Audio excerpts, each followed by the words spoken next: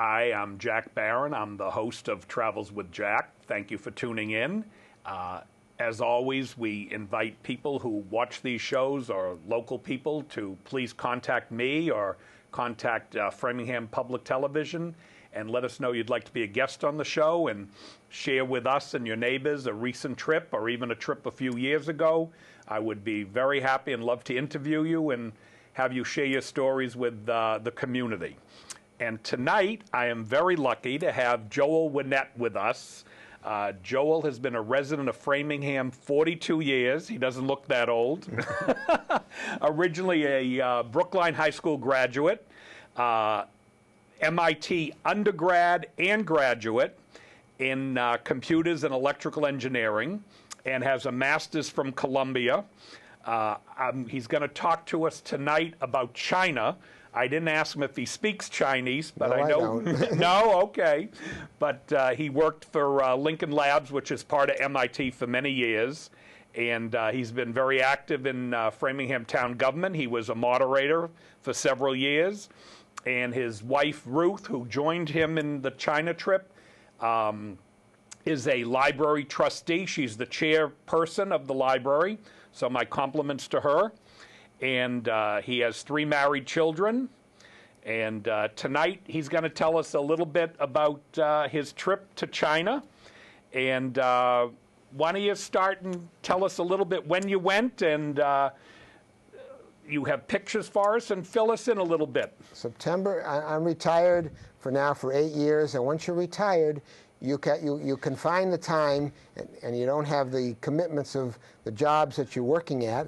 And so I've had some opportunities to do take some nice trips. A couple years before I went to China, I went to Moscow and St. Petersburg, and that's a whole different story. Well, we may very much be lucky enough to invite you over again and share that trip with us. But the motivation to come and talk with you got me to look at my slides and review where we went when we went in September of 2008, almost 2 years ago. And I'm just now fixing up my slides and writing a story and remembering where we went and why we went there. And you started in Boston, you told me. Yes. And landed in Shanghai a day or a day and a half later. It's a long trip. It's a long trip. Yep. And you get there, and we're raring to go. You had energy after that flight? We had energy because we wanted to take advantage of all the time available. Okay. And you got into Shanghai Airport, which you were telling me, and I've been fortunate enough to be there, is a very modern, cosmopolitan, up-to-date airport. When you leave there, you get on a superhighway, just like the Mass Turnpike or better. And I don't remember, I think it was almost 45 minutes or an hour to get from the airport to the center of Shanghai. And what was your initial impression when you got into Shanghai? Well, the first thing, of course, is you meet who's welcoming you there. We were arranged the trips. I arranged the trips myself with a Chinese travel agent, back and forth by email to this Chinese travel agent, and we made changes to the trip, but that more to the end of the trip. But we had arrangements such that we met at the airport by our guide and a driver. So a driver picks us up, and we're going to take us to our hotel. But by the time we get there, it's really 2 o'clock in the afternoon. We have another part of the day left over. So even before we went to our hotel, we didn't even check in. We wanted to go see some sights right away. Oh, you were raring to go. We were raring to go. So what do you remember as the first places you went to visit in Shanghai? Well, the very first place in that afternoon that we had available,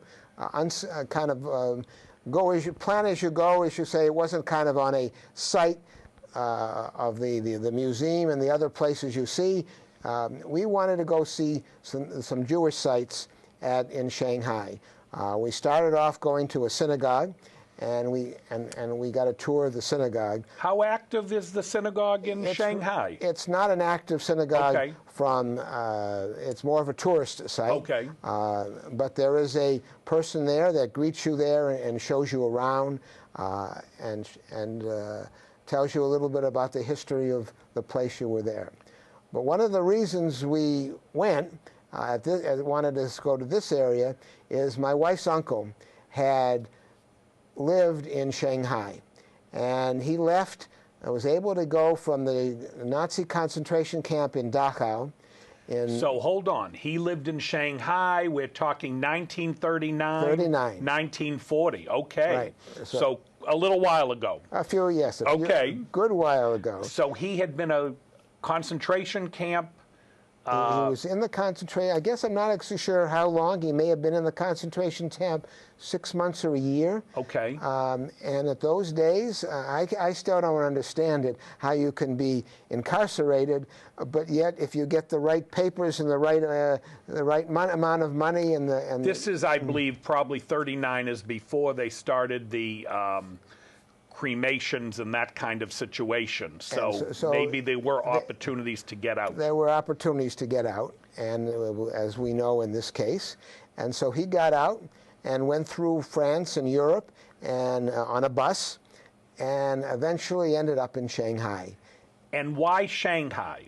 Shanghai was open to people, the refugees from Europe. They had no visa requirement. Okay. Compared to many places in the world, including the United States. Yes. We're not allowing people from Europe to come to the United States, but you can get to Shanghai.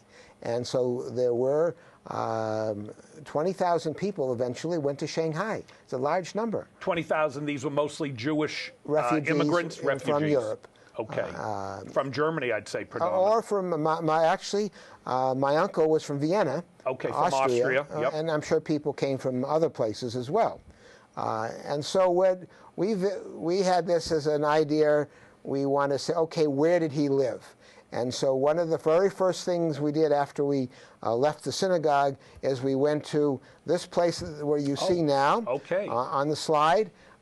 This is his address in Shanghai, number 220 Kunming Road, and number 8. Oh, so he had told you this is where to go. Well, we had known from family history that this was his address, and we looked for the road, and our guide was able to find it. And it's not much of a picture. You can see it looks like it's kind of run down, but you do see the number 8, and that's where he lived for almost a year. His trade was making shoes, and so he made a living for almost a year by making shoes and living out of this place. And so that we were very pleased to find it, be able to take a picture, and that was one incident. Isn't that something? That's really tracing family history. And the interesting and sad point is this particular uncle passed away the week before we left on our trip for China. And so we went to the funeral, and then 2 days later we were in China at number 8 Kunming Road. And so that's one story. I also have a friend who lives in Wayland, and he left Berlin in 1939 with his mother and father, and he went to a couple streets down the way in Wayside. So he went to number 325 Wayside, and we felt, well, I'd go visit there. He hadn't been back since then, since he left. Okay, and this is it, 325. And this is 325, and and this looks, actually, the picture looks a little better. There's a bicycle. Did he ever tell you he had good memories of it? He has good memories. He lived for 8 years in China, something like that. And he across the street from here is a place where the Japanese occupied Shanghai. And so while he was there, it was during the war, of course, and he grew up there. So it was interesting to visit, to find him, look for the address. That's the key thing. Can you find the address, and is it still there? Did your guides in Shanghai talk to you at all about what it was like when the Japanese did? Our guides were younger. I think our guide was 22 years old. Did or they 24 know the years. history of the Japanese occupation? They did not. They did not. We went to the synagogue, we got a little bit of history and the donors and the philanthropists that had given some money. There is a small Jewish population there and a lot of tourists. Yeah. But the sites are there, and the government preserves them. So one of the things I was looking for is where did my friend live? And there's another picture. This is the picture of my friend at 8 years old. Oh, wow. This is the same number 325 Wayside Road with his mother. You can see the grill and the grating above the windows. That's the same as in the other picture. And so this is in 1944, and we saw the picture in 2008. Wow. Very it's different. interesting you bring it up here. You are talking about 20,000 or so, probably for the most part, very poor Jewish immigrants from Nazi-occupied countries or whatever. And yet I do remember in Shanghai, they showed us some fabulous palaces that were owned by the Sassoon family from Iraqi Jews, and the Kadoorie family, also Iraqi Jews, they were great traders and did a lot of business in Shanghai, exporting goods all over the world. The Chinese were interested in the support that they can get for their community, for their economics. Yes. And they did business with people, whether it was Iraq or from where, and to this day now. Yes, the Chinese are very mercantile people. They enjoy business, and it's hard to believe sometimes that they have a communist government. So, other than Shanghai, where else did you find you and Ruth traveled to? So that was our start. Okay. Where we and that was kind of not planned by the travel agent. We just landed there. We told the guide. This was unplanned. So we had said to them, we wanted to go to the synagogue and go find these places. So then after spending a couple of days in Shanghai, we went on to other places. One of the highlights of the trip was going to Guilin. Guilin is in the south. It's still, the cities are over 1 million people, and what we did in Guilin, the guide took us to some parks, and they're modern parks.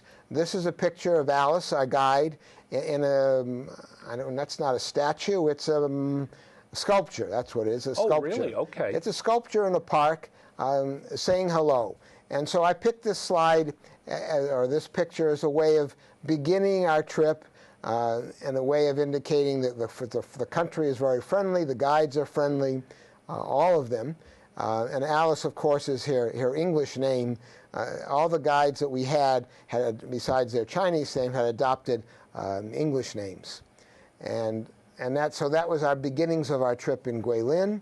And then the next thing from Guilin, we took a boat ride down the Li River. Okay. This is one of the highlights. In talking about our trip, you always ask, what are the highlights?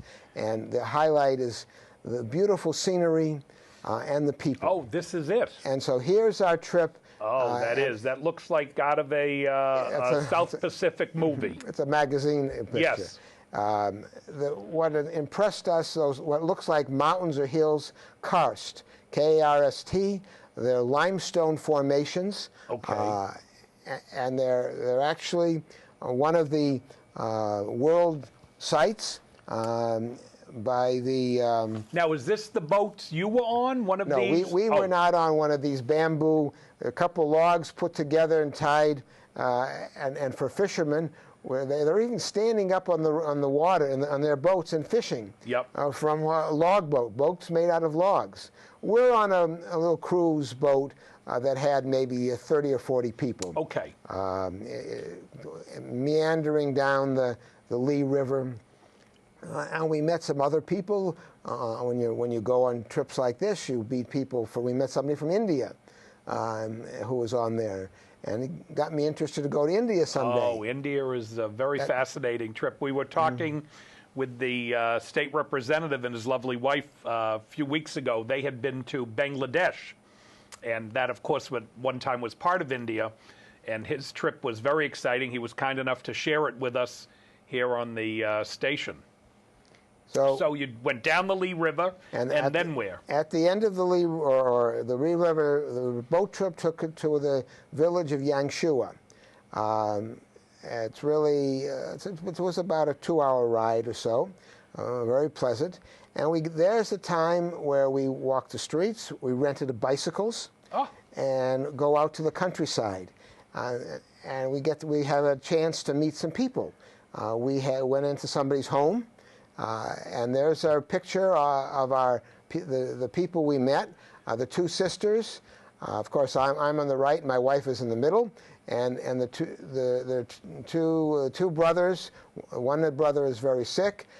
He was in the room, and the other two women are their wives, and they welcomed us into their house. It's warm, of course, but this is a very friendly picture of the people outside of Yangshua. Did they talk to you at all about how they felt things were getting better in China, or did they feel their lives were getting better? What was the discussion you had with these folks? Well, we were able to talk to them through our guide. Okay.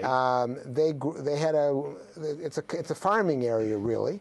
They had a grindstone where they actually ground up,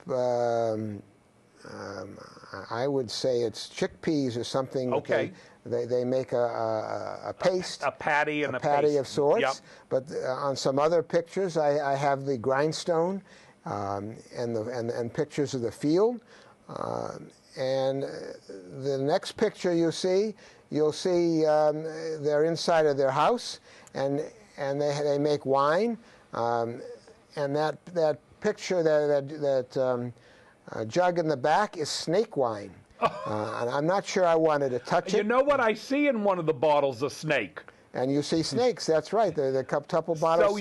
So they put the snakes in wine and water or some liquid, and I didn't drink it, but they wanted to tell us what they had.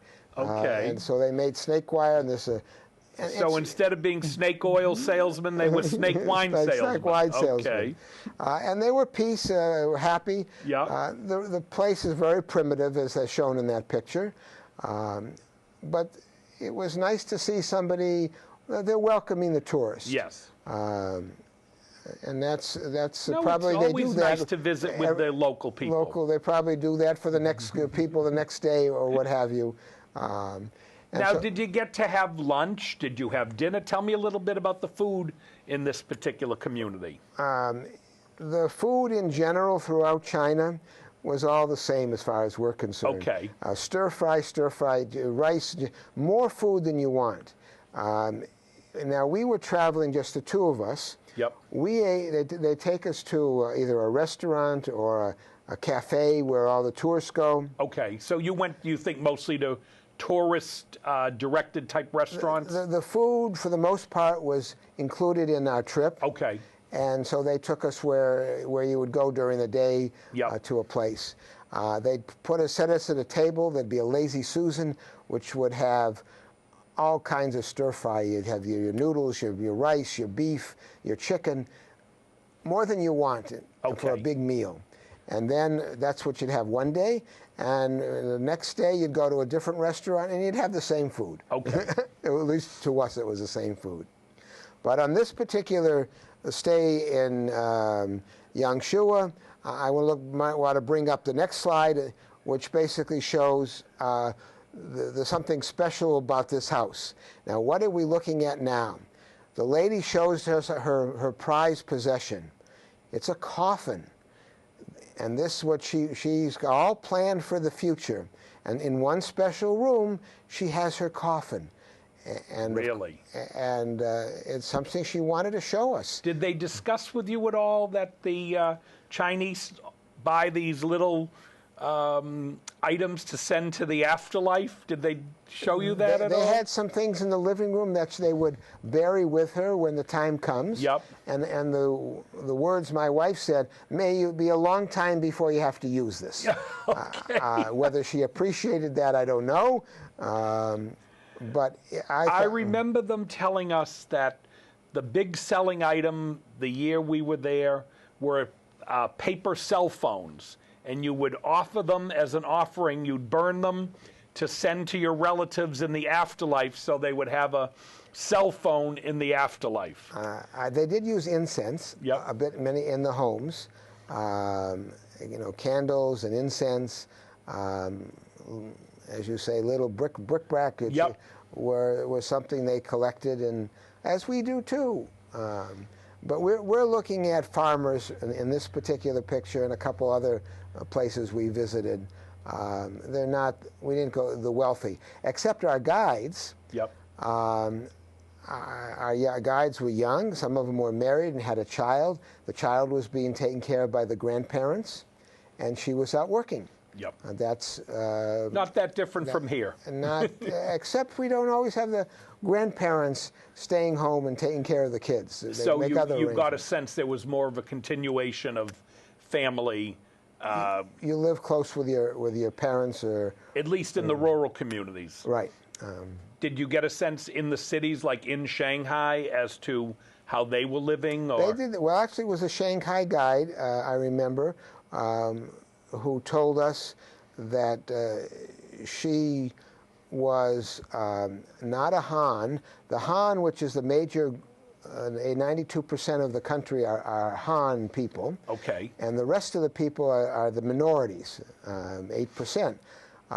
And the rules on family control, birth control, do not apply to the minorities. They only apply to the Han. Oh, I didn't know And that. so they could have more than one child. Otherwise, it's a one-child family, and you're not allowed to. You have to pay a lot of money if you're going to have a second child. So they made an exception for the minorities. But the minorities, their culture, are not under that regime. And as we go into the western part of China, where you see much more of the rural part and their agricultural living, it's not like in Shanghai and Beijing, which is New York City.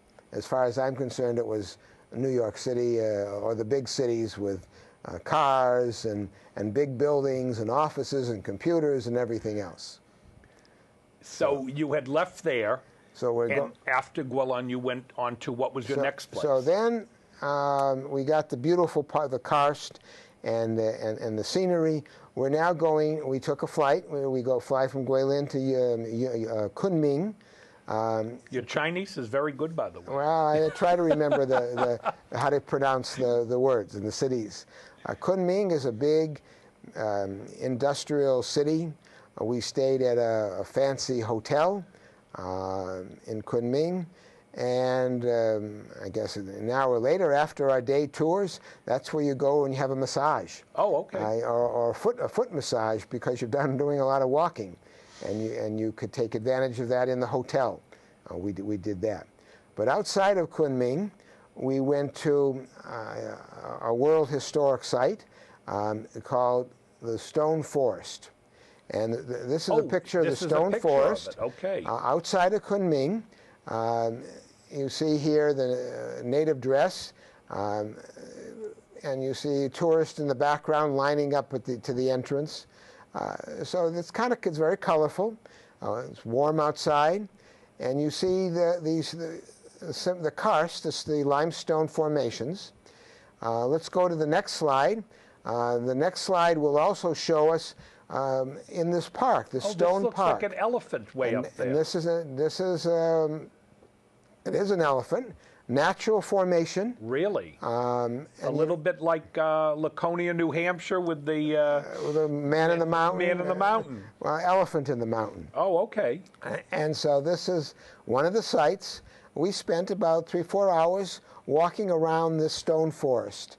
And there were tourists all over, and not many Westerners. out in this area where we were visiting. What were they? Mostly fellow Chinese? Fellow Chinese from and other Asians as well. Okay. We met people from Vietnam who were vacationing in China. Oh, okay. So this is an example of, we're looking at the natural sites, the natural surroundings, the point of issue, like going to Niagara Falls, you might say. Sure, no, I understand. And this is what you want Now, to see. at night, did you find you went to any kind of particular entertainment? Did you go to any of those traditional Chinese? Oh yes, we have some beautiful pictures. We went to a Chinese show, a dragon show, where a couple of different places. We went to some spectacular shows.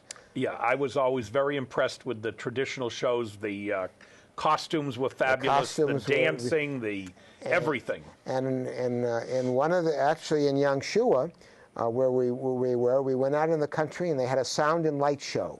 Oh. You're outside on the Yuli River, and they paddle in boats and they put the lights on it, and they make a spectacular show. And when our guide brought us to our seat and left, and we were there by ourselves, watched the show, and an hour and a half, 2 hours later, when the show was over, all of a sudden we look, and there's our guide showing up at the right time to fetch us and take us back to where we have to go. It sounds like you were very impressed with the guides and everything you had throughout. Very well organized. They took care of us. Good. And then there were times in the big cities where we went off by ourselves too. All right, so you left the Stone. So we went from Gardens. Stone Forest. Yep. In Kunming. That was really the highlight of going to that area. Okay. Although when we were in Kunming, I went to a place where I walked the streets, and we bought tea to take some souvenirs home. You asked about food a little bit. Well, I guess we did buy tea. Okay. But that's a whole nother story too. And now we're in Yunnan. We go to 4 cities: Kunming, Dali, Lijiang, and Zhongdian. They're about 1 or 2 or 3 hours from one place to the next. Each of those cities had its own culture, its own flavor. But the place one of our highlights is the last one, Zhongdian, which is 50 miles from Tibet. Oh, you were already almost up to Tibet. We had actually planned to go to Tibet, okay. but we had to make changes because Tibet was closed because of the political situation at that particular time. Okay. And this was just as good. So we went to Tibet, or went to Zhongdian, and in Zhongdian you're going to the Buddhist monastery, is one of the points of interest. Now, is this the Buddhist monastery? This is the Buddhist monastery. Okay. And this is it's a copy of a monastery in Tibet. This is called the Songlin Monastery. It's called Little Patala Palace because it's a traditional Tibetan architecture, and the various Dalai Lamas had restored it and built on it. And this, I was very impressed with different colors than, for example, you would see in Beijing or Shanghai. Am I right? This is gold. Well, this is a monastery, and it's a lot of gold leaf. But less of the green and red. Right. This is gold, and in some of the tapestry, you'd have red and blue in the tapestry. Yep. There would be the life cycle tapestry, the famous Wheel of Life murals we took some pictures of. But this was our hotel was with walking distance from the monastery, outside of the village, shall we say. We had bicycles here too. We rented they came with the hotel. They were parked in the plaza in front of the hotel, and we asked the the person behind the desk, are those for us to use? And go ahead, get on the bicycle and go travel down the countryside. And you see the stupas. The stupas are a religious building where you give an offering of peace. You write little notes and you put them in the walls of the like stupa. the wailing, like the Great Wall in Jerusalem. In Jerusalem, so they do that too. Oh, okay. And so we're now in the real traditional minority culture of China, following learning about their culture. And one of the things you see is, as we see in the next slide, is the prayer drums. And so here, there's a room inside where these scrolls you go up and you walk up and down the row and you touch each prayer drum. And it's what, supposed to bring you good luck? Good luck, different and ancestors. how old are these drums supposed to be? I don't know. I think they were from the 17th century, Okay. 1620s. Oh, so they were pretty old. They're pretty old. That's the time where the Dalai Lama in 1679, when they set up the monastery, and this is part of the monastery, and in one of the rooms there. So you walk around. My wife is wearing a jacket, and I don't know if it was raining or it was a little cool, or sometimes for respect you have to cover yourself. Keep yourself covered, yes. So this is kind of showing another highlight of that area of town, of the country. Yeah. Now you asked about nightlife. We would go to a cafe or a bar in here, and this is kind of another fun thing. We're going to go to this in the evening after we rest up. The guide picks us up and takes us to this cafe, and they're going to have a celebration. We're going to have dancing, music, and some people have food, and we're the only Westerners. They're all this is for the Chinese, okay, or the Chinese tourist. So on the next slide, you'll see the entertainment, the dancers on this floor. Now again, this is up almost on the Tibet border. This is on the right, and this is in walking distance from the monastery and walking distance from our hotel. Because I was going to say, these costumes look very different than what you see in traditional Beijing or Shanghai shows. That's true. Yes. Now I don't. We did know some of the names of the Bai people. Yep. BAI, and this is in this area are basically Tibetan. And they're have their dances and Yep. their prayers, and so it's fun. So you saw many different cultures, it sounds like, in your travel And we through try China. to keep track of the different minorities we were visiting, and when we would ask a little about the background of our guides. Did they go to school? Which they did. They had to go to a tourist school. So they learn about their own country and what they do in English. Yep. So they can explain it to us. And they have to be licensed. I'm sure they do. Yep. They're well trained. And it's a well-respected trade to be a tour leader. Let's or see. a tourist. What do we have here in the United States? You get a bus drivers will take you around. I don't know if people do that here in the United States. If you go to either the cities or you go to Washington, D.C., you don't have a guide. Well, I think you could take a tours. Greyhound tourist, a bus ride. Because we are Americans, we probably say to ourselves, well, we speak the language, we can open up a guidebook and know, what to do. But I'm sure we have a number of different professional, guidance who show, especially foreigners. And then maybe they speak the foreign language as well. Probably. So after you left there, what was the next area? You've seen a little about the entertainment. The next slide is going to show some of the food. These are the tourists. Those aren't the natives, they're the tourists. Really? Okay. And they're clapping and singing and having food.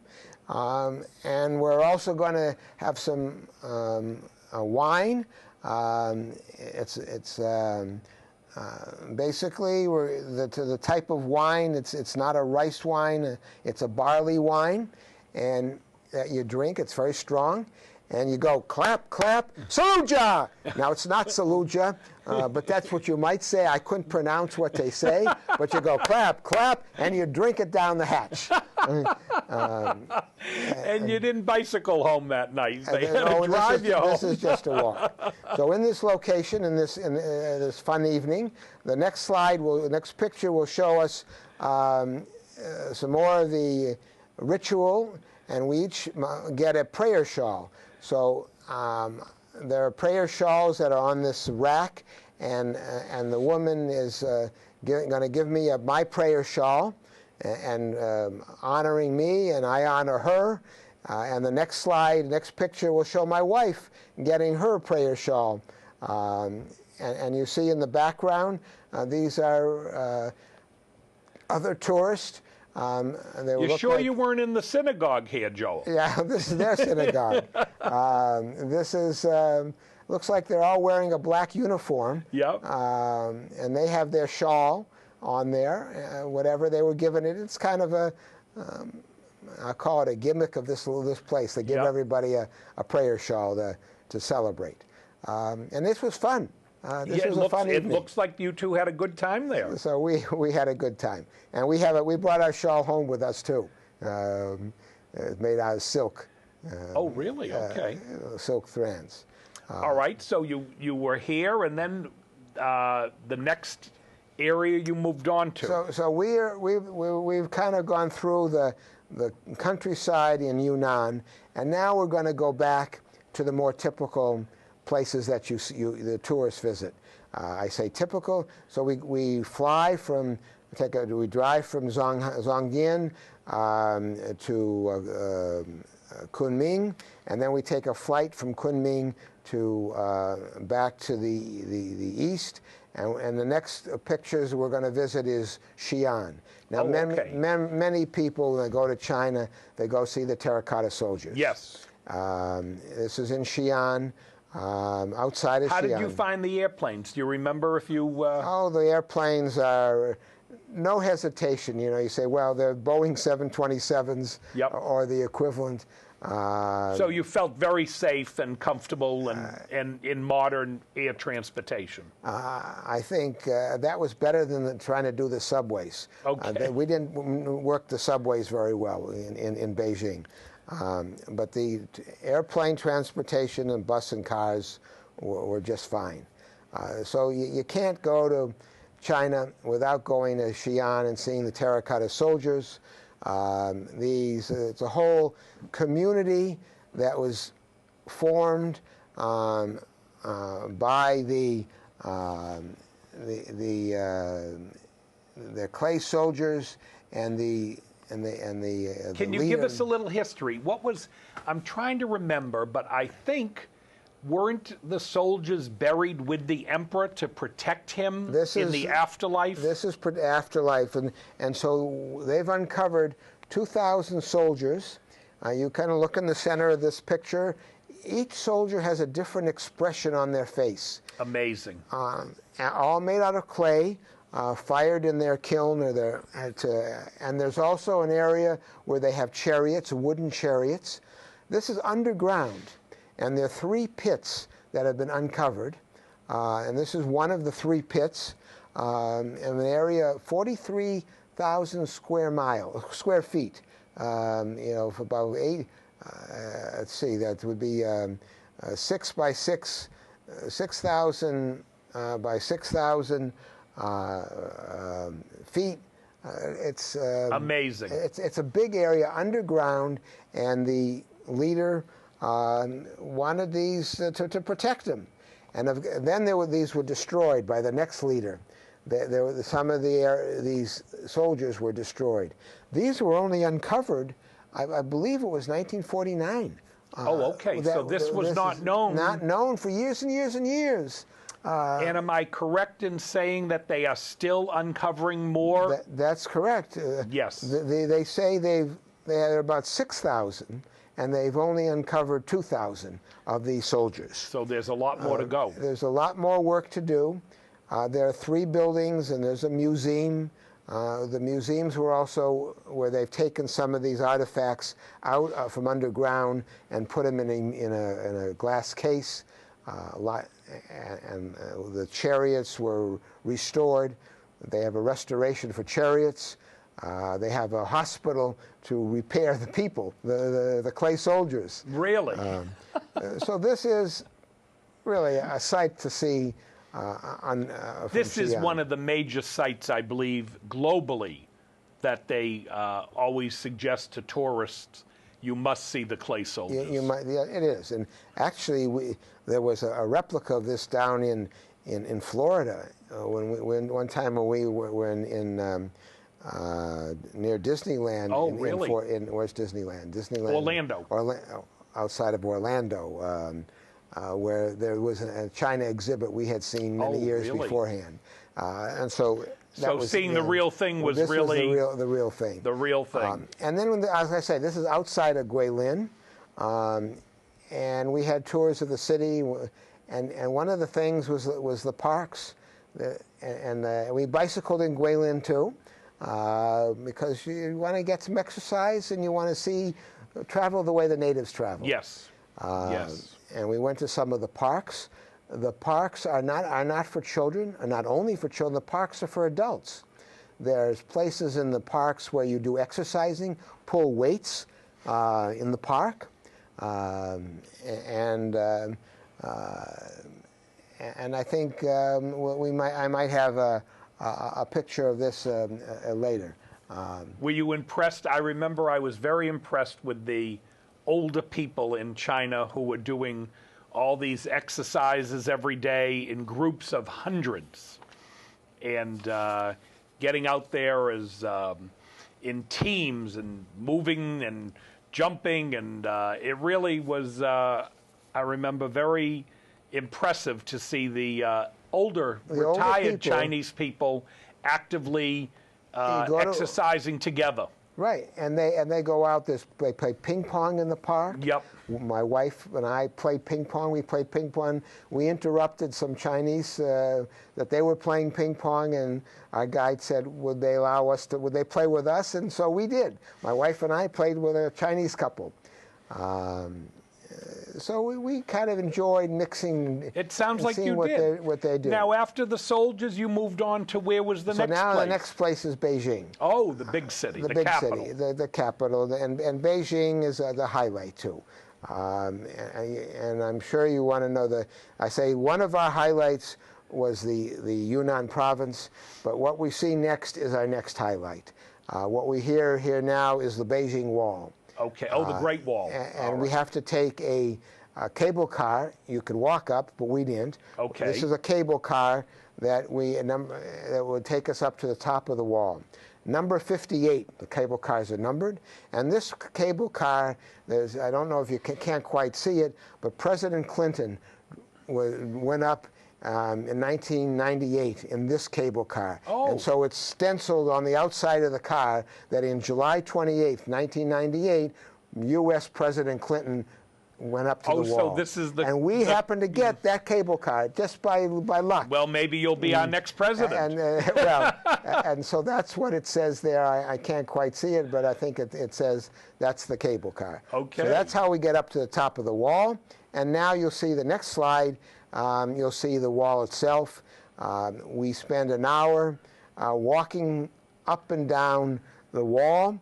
It was built there as a protection of the city of Beijing, and it's amazing how they had to carry these stones to build the wall from the countryside. It is amazing. And this goes on for 6,000 miles, 2,000 miles in one section. It's 4,000 in length, and this was started in year 221 BCE. Okay. So this is 2,000 years old where the different sections of the wall were built. Now, the big advantage, I believe, to the wall was that the military could more easily move their equipment, the horses, the soldiers. And they're protecting. Because in a sense it was a roadway. It's a roadway, and in the top of this slide looks like a little hut or house. Yes. That's where, and you see the turrets where the guns or the arrows, I guess they had firepower. And if they were coming up from the left, they would be able to protect them because the area on the right is the city of Beijing. And they want to keep the warring factions away. And so this was also, this is, I say, the second one of the highlights of the trip. You get your exercise. You had to be in good shape. Okay. To walk around. We walked for an hour, and my wife said, "That's enough. Let's walk back to the cable car."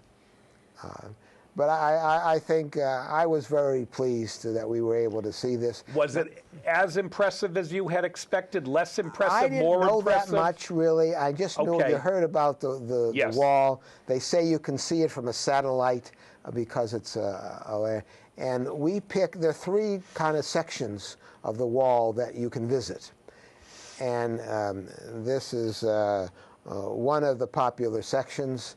You can go out about an hour outside of Beijing. We took a 2-hour ride by our driver to go to this section, and you had we took the cable car up. I think we walked down. Okay. And you walk down the path, and then there's some vendors selling you. The vendors are always there. Wherever you go, there are vendors. But I think that was a good sight for us. So we get down from the wall, and now we go to the next highlight. This is Tiananmen Square. Who would think? I used to say, you read about the uprising and the riots in Tiananmen Square. I said, who would ever think that I would be in Tiananmen Square? And this is a picture of the mausoleum of Mao Zedong. Yep. And it's a big national building. Their hero. People are lining up to go in. We didn't want to take time to do that. To wait in line for an hour is not our cup of tea. But the other people did. So in the next picture, you will see what other people are lining up. And there's a mural or a relief of soldiers.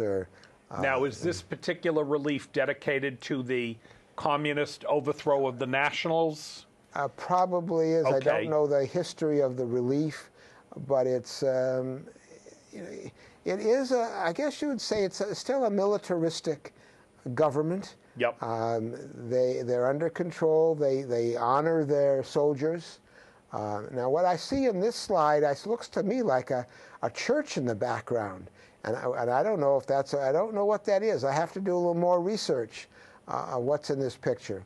But I think you can look at this picture, and I don't think you're going to pick out very many Westerners. Now, this yes, it does. It looks like mostly they're Asian Oriental people Yep. here, and maybe they want to go visit the Mao's tomb, so they're more interested in that than I am.